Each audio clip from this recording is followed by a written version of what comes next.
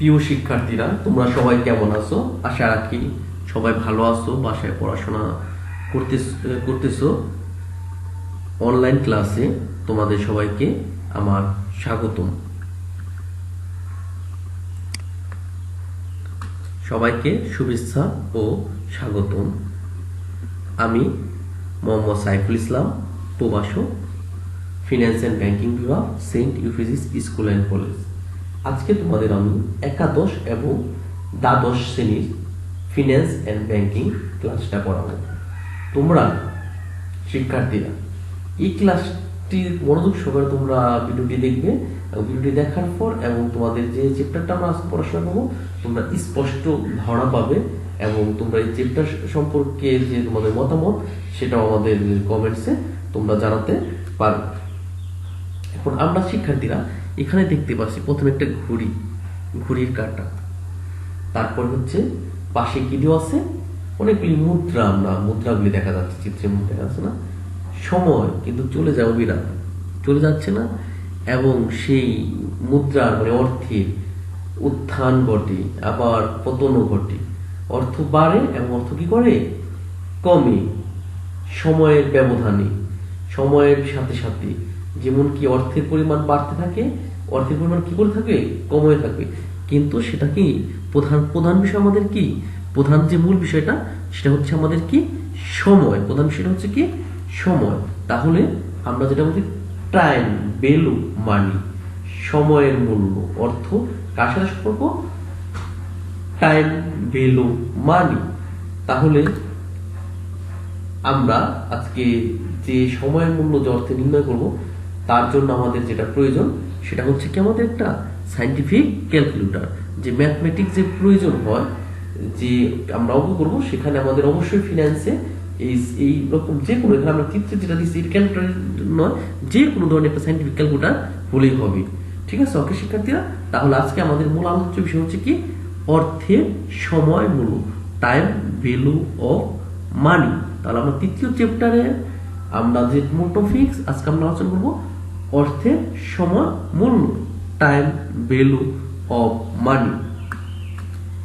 তাহলে এই অধ্যায় থেকে একজন শিক্ষার্থী যা জানতে পারবে, অর্থের সময় মূল্য ধারণা ব্যাখ্যা করতে পারবে, অর্থের সময় মূল্য গুরুত্ব বিশ্লেষণ করতে পারবে, অর্থের বর্তমান মূল্য নির্ণয়ের প্রয়োজনীয়তা বিশ্লেষণ করতে পারবে, অর্থের বর্তমান মূল্য নির্ণয় করতে পারবে, অর্থের ভবিষ্যৎ মূল্য নির্ণয়ের প্রয়োজনীয়তা বিশ্লেষণ করতে পারবে, অর্থের ভবিষ্যৎ মূল্য নির্ণয় করতে পারবে এবং অ্যানুইটির বর্তমান মূল্য ও ভবিষ্যৎ মূল্য নির্ণয়ের প্রয়োজনীয়তা ব্যাখ্যা করতে পারবে, ঋণ পরিশোধের সূচি পরিশোধ করতে পারবে। তাহলে যেটা আমরা আলোচনা করলাম সেটা কি আমাদের সম্পর্ক, আবার আমরা চিত্র দেখতে পাচ্ছি কি আবার একটা ঘড়ি দেখতে পাচ্ছি, বর্তমান এবং কি ভবিষ্যৎ, এবং সেই বর্তমান ভবিষ্যতের সাথে আমরা আন্তর্জাতিক মুদ্রা যে ডলার, সেই ডলারটা নিচে দেখা যাচ্ছে ডলারের উত্থান এবং কি ঘটে পতন ঘটে থাকে। তাহলে শিক্ষার্থীরা একটু মনোযোগ শোনো, তোমরা সবাই ভালো করে শোনো। আজকের 100 টাকা আজ থেকে 1 বছর কি 100 টাকা মূল্য কি সমান? অ্যান্সার তোমাদের কাছে সমান কি সমান না? আজকের 100 টাকা আজ থেকে 1 বছর পরের 100 টাকার মূল্য কি সমান? সাধারণভাবে তোমরা মনে করতে অনেক বেশি সমান, ফিনান্স কিন্তু কি নয়, সমান নয়। আজকের 100 টাকা এবং আজ থেকে 1 বছর 100 টাকার মূল্য মধ্যে কোনটি অধিক মূল্যবান? শিক্ষার্থীরা তোমরা বলো কোনটি অধিক মূল্যবান? এখন প্রথমে আজকের 100 টাকা এবং আজ থেকে 1 বছর 100 টাকা মূল্য সমান নয়, ফিনান্সে আমরা বলতে পারি আজকের 100 টাকা আজ থেকে 1 বছর পর 100 টাকার মূল্যের মধ্যে কোনটি অধিক মূল্যবান? আজকের যেটা 100 টাকা সেটাই অধিক মূল্যবান। তাহলে ফিনান্স কি আমরা বলতে পারি সময় মূল্য, ফিনান্সের ভাষায় সময় মূল্য কি? ফিনান্সের দৃষ্টিতে সময়ের পরিবর্তনের সাথে সাথে ভবিষ্যতের প্রাপ্ত মূল্যের পরিবর্তনকেই অর্থের সময় মূল্য বলা হয়। অর্থের সময় মূল্য মূলত সময়ের পরিবর্তনের সাথে সাথে অর্থের মূল্য হ্রাস বা বৃদ্ধির সাথে সম্পর্ক। অর্থের সময় মূল্য অগ্রাধিকার কারণ কেন আমরা এটাকে আমরা অগ্রাধিকার দিব? অনিশ্চয়তা, কারণ ভবিষ্যতের নিশ্চয়তা নাই, কোনো অনিশ্চয়তা। ভোগ অগ্রাধিকার, বিনিয়োগের সুযোগ, মুদ্রাস্ফীতি প্রধান কারণ আমাদের এগুলিকে অর্থের সময় মূল্যকে অগ্রাধিকারের কারণ। এখন কেন গুরুত্ব দিব? সুযোগ ব্যয়, কি ব্যয়? আমরা পরবর্তী যে ভিডিওতে এগুলি যে এন্ট্রিগুলো আছে আমরা এন্ট্রিগুলি সমস্ত আলোচনা করবো। আজকে শুধু অর্থের সংখ্যাগুলো যে মূল টপিকসটা আছে সেটা আমরা আলোচনা করতেছি। সুযোগ ব্যয়, ঋণ গ্রহণের সিদ্ধান্ত, বিনিয়োগ প্রকল্পের মূল্যায়ন, প্রবৃদ্ধির হার নির্ধারণ। চক্রবৃদ্ধি সুদ কি আমরা বলতে পারি? চক্রবৃদ্ধি হলো ভবিষ্যতের মূল্য নির্ণয়ের এমন একটি প্রক্রিয়া যেখানে সুদ আসলের উপর সুদ হিসাব করা যায়।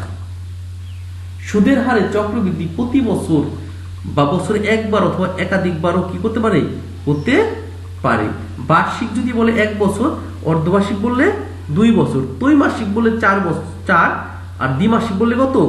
6, মাসিক বললে 12, সাপ্তাহিক বললে 52, দৈনিক বললে 365। অ্যানুইটি। অ্যানুইটি কি? একটি নির্দিষ্ট সময়ের জন্য সমপরিমাণ নগদ অর্থ প্রবাহের আন্তঃপ্রবাহ বহিঃপ্রবাহ ধারাকে অ্যানুইটি বলে। আবার আমরা বলতে পারি অন্যভাবে, নির্দিষ্ট সময়ের জন্য একই পরিমাণ অর্থ কিস্তিতে প্রাপ্ত বা প্রদানকে অ্যানুইটি বলা হয়। আগামী 20 বছর যাবত প্রত্যেক বছর শেষে যদি আপনি 2000 টাকা পেতে চান, তাহলে আজকে আপনাকে কত টাকা জমা দিতে হবে? যদি সুদের হার কত হয়? 10% হয়। অ্যানুইটি 2 প্রকার, সাধারণ অ্যানুইটি এবং কি অগ্রিম অ্যানুইটি। এখন আসা যায় চিরস্থায়ী বৃত্তি বা অনির্দিষ্ট, যার কোনো মেয়াদ নাই। খাঁটি বাংলায় বলি, চিরস্থায়ী বৃত্তি হলো এমন এক ধরনের বৃত্তি যার অ্যানুইটির মেয়াদ অসীম। সেটাই কি? চিরস্থায়ী বৃত্তি। নির্দিষ্ট কোনো মেয়াদ বা বছরের সংখ্যা নির্দিষ্ট থাকে না। চিরস্থায়ী বৃত্তির বর্তমান মূল্য PB = A/I। সুদের হার। কোনো নির্দিষ্ট পরিমাণে অর্থ ধার দিলে তার জন্য যে চার্জ পরিশোধ করতে হয় তা সাধারণভাবে তা কি? সুদ নামে পরিচিত। সুদের হার 2 প্রকার, সরল সুদ, চক্রবৃদ্ধি বা মিশ্র সুদ। এখন আমাদের আর দুইটা আছে এখানে, বিধি 72, রুলস অফ 72, রুলস অফ 69। মানে অর্থের দোটা হচ্ছে অর্থ দ্বিগুণ করার কি পদ্ধতি। এটা সূত্র হচ্ছে যদি আমরা কোনো সময় বের করি period 72 divided rate of interest. আবার যদি আমরা মনে করো যে আমরা সময় না বের করে সুদের হার বের করতে 72 পিরিয়ড, এখানে সময় লিখতে হবে। আবার রুল 69 এর ক্ষেত্রে যে সূত্রটি প্রয়োগ করতে হবে 0.35 + 69 ডিভাইডেড কি রেট অফ ইন্টারেস্ট। এটা আমাদের অর্থ দ্বিগুণ করার ক্ষেত্রে এই দুইটি সূত্র বেশ জনপ্রিয়। আমরা যখন ম্যাথমেটিক্স সমস্যা করাবো সেখানে সব আলোচনা করব। তাহলে শিক্ষার্থীরা, আমরা সবাই বাসায় পড়াশোনা